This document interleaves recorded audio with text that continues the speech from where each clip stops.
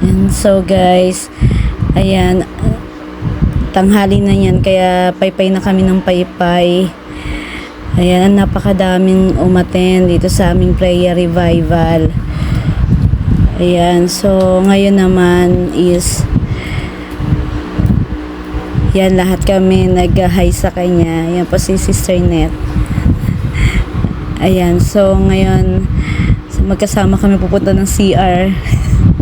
Dahil nga kanina pa kami nakaupo. Ayan. So habang papunta kami, ayan, chika-chika muna kami dyan. At yan, medyo malapit na kami sa CR. So ang haba ng pila dyan back sa office, dami nasa CR. So kaya nagpaiwan na siya sa labas. And habang nagpapaiwan siya, yan, nag video siya dyan habang hinihintay niya ako dahil nga sobrang tagal ko dumating dyan. Yan, o diba, aura pack, yan, diba, binablog niya yung mga puno at yung mga nakikita niyang tao. Yan, so yan, so ang tagal ko pa rin lumabas, kaya yan, umaura pa rin siya dyan. Yan, buti na lang hindi naiinip kasi hindi niya ako iniwan dyan eh. So ayan, pati sa CR chinek niya na kung nandyan na ako. Ayan, balik na naman siya sa pwesto niya.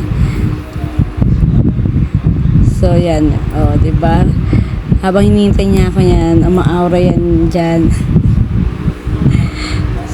So parang malapit yan na akong iwan dyan.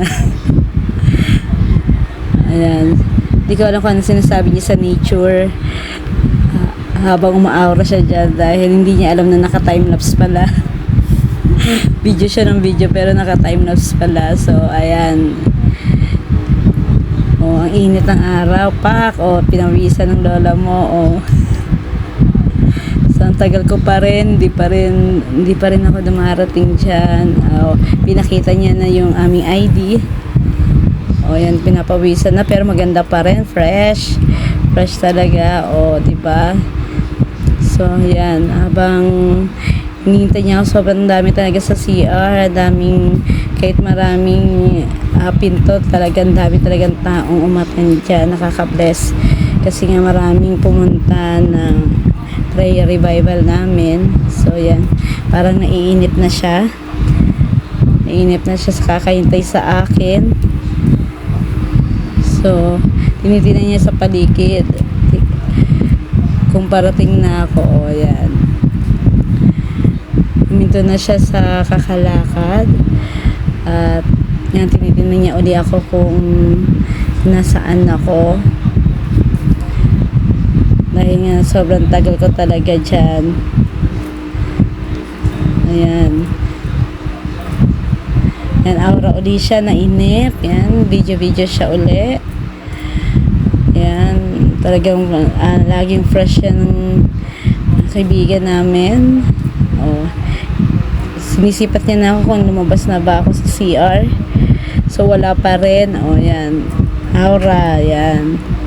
So habang hinintay niya ako, ayaw niya mawala yung pagka-fresh niya. Ayos siya ng ayos. Ayan, hinintay niya na ako. Talaga tinitinan niya na yung mga lumalabas sa CR. So ayan, ang daming break time na yan eh. Ayan, siguro tapos na ako kasi kumuway na siya yun. Ayan, magkasama na nga kami. So yun, kinukwento ko sa kanya ng daming tao sa CR. At ngayon nga yan, yung mga tao ay kanya-kanyang alis dahil nga break time.